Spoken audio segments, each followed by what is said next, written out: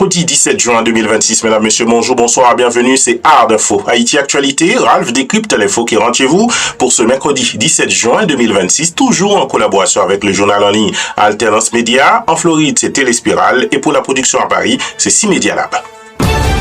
Vos journées sont chargées et vous manquez du temps pour suivre l'actualité en temps réel? Pas de souci.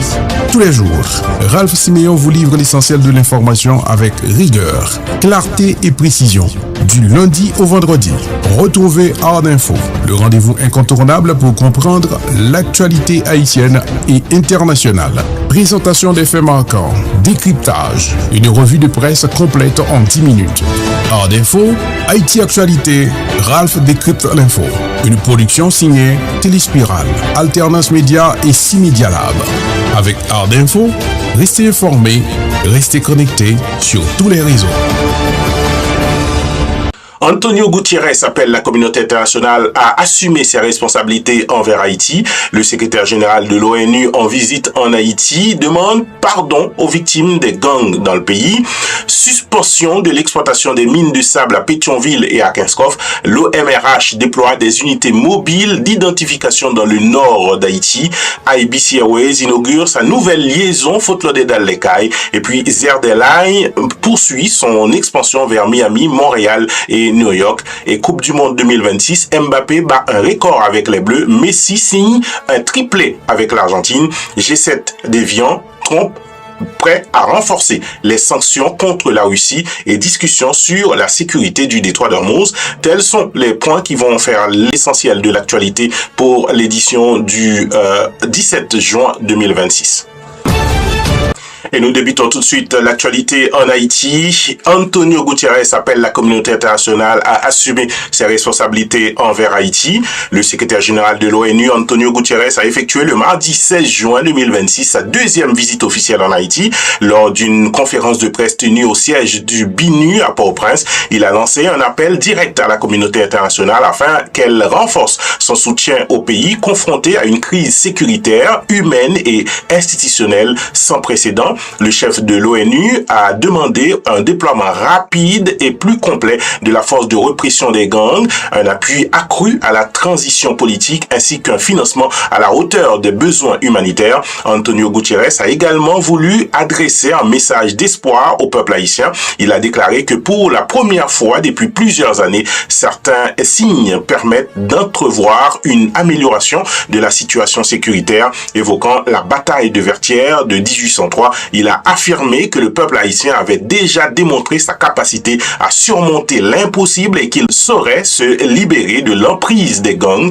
Le responsable onusien a assuré que l'ONU demeurerait aux côtés d'Haïti jusqu'à ce qu'une solution soit trouvée à cette situation sécuritaire dans le pays.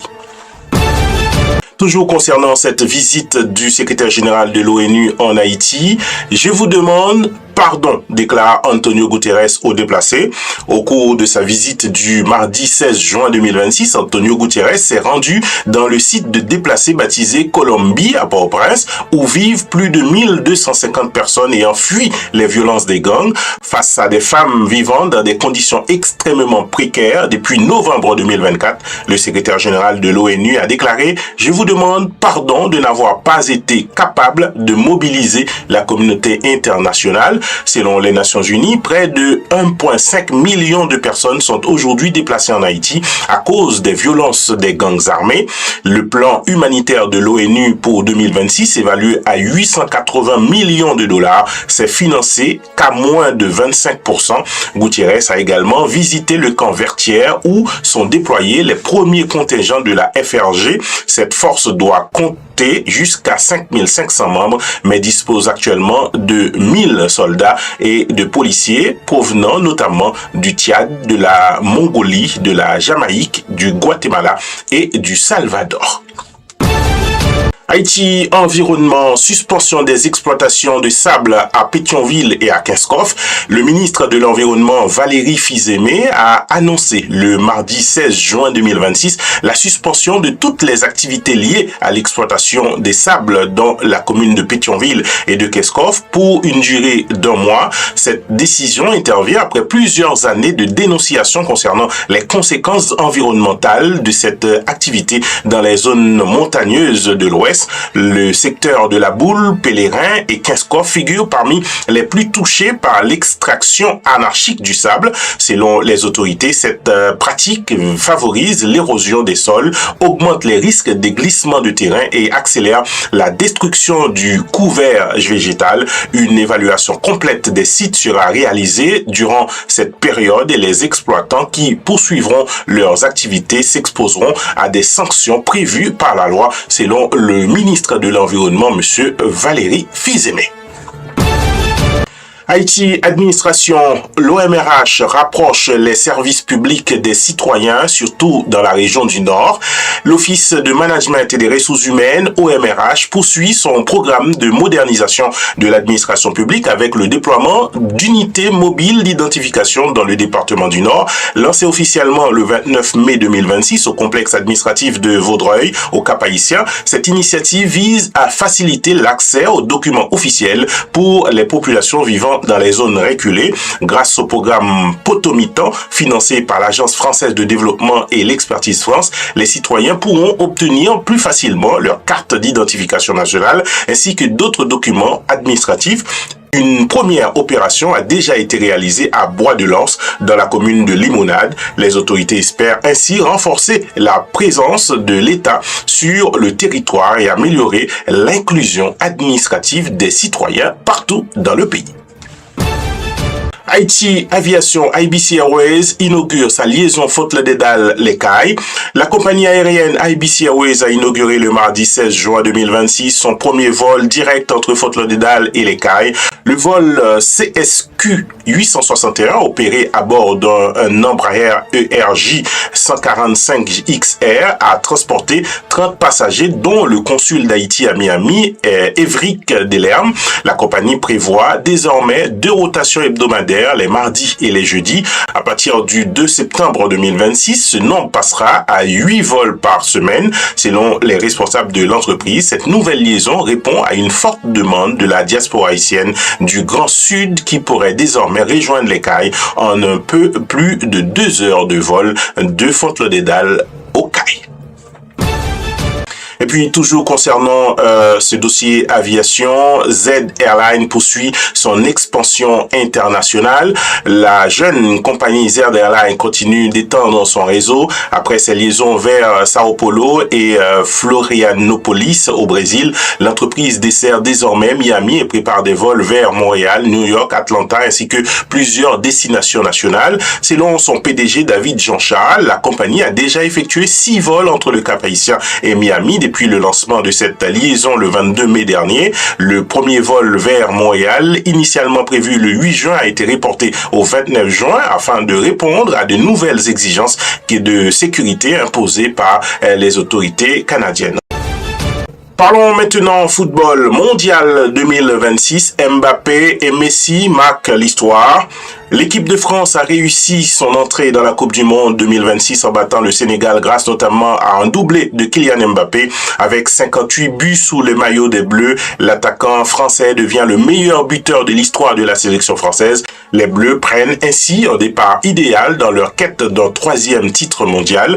De son côté, Lionel Messi a éclaboussé la compétition de son talent en inscrivant un triplé lors de la victoire de l'Argentine contre l'Algérie sur le score de 3-0 à 38 ans. L'Argentin devient le premier joueur à participer à 6 Coupes du Monde successives et rejoint Miroslav Klose parmi les meilleurs buteurs de l'histoire du tournoi avec 16 buts réalisés. En tout cas, ce Messi est un phénomène, réellement un phénomène. Et toujours concernant cette Coupe du Monde pour cette année 2026, le programme de ce mercredi 17 juin 2026. La Coupe du Monde 2026 se poursuit ce mercredi 17 juin avec 2 matchs particulièrement attendus lors de la phase de groupe. À partir de 19h heure de Paris, le Portugal fera son entrée dans la compétition face à la République démocratique du Congo au stade de Houston aux États-Unis dans le cadre du groupe K. Amenés par leur vedette offensive, les Portugais tenteront de confirmer leur statut de favori face à une sélection congolaise déterminée à créer la surprise. Et à 22h, heure de Paris, l'Angleterre affrontera la Croatie au stade de Dallas dans le groupe L. Cette rencontre constitue l'une des affiches les plus prestigieuses de cette première semaine du mondial. Les Anglais, considérés parmi les prétendants au titre, devront se méfier d'une équipe croate expérimentée, habituée aux grands rendez-vous internationaux. Ces deux rencontres pourraient déjà avoir une influence importante sur la course à la qualification pour les huitièmes de finale de cette Coupe du Monde 2026. Et puis, mesdames, messieurs, dans l'international, parlons du sommet d'Évian. Trump prêt à durcir les sanctions contre son ami Vladimir Poutine de la Russie.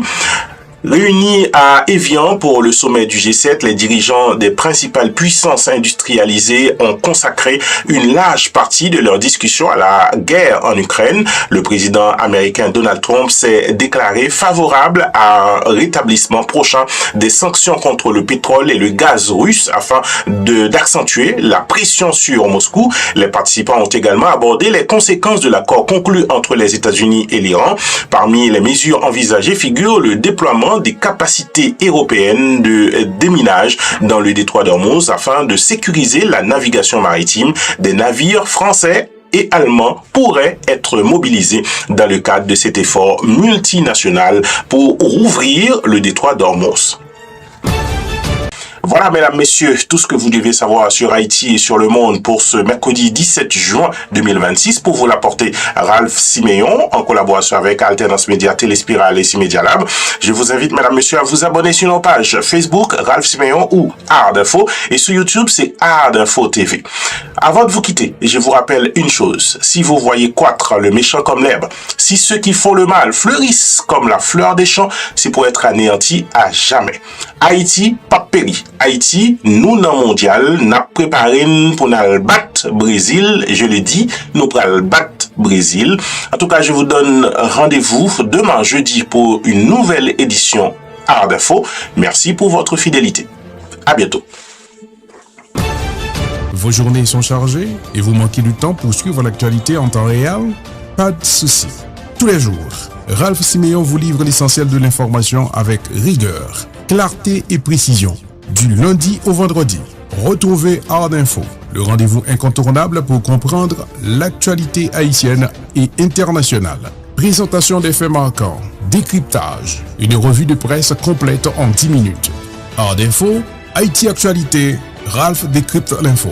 Une production signée Téléspiral, Alternance Média et Cimédia Lab. Avec Art d'Info, restez informés, restez connectés sur tous les réseaux.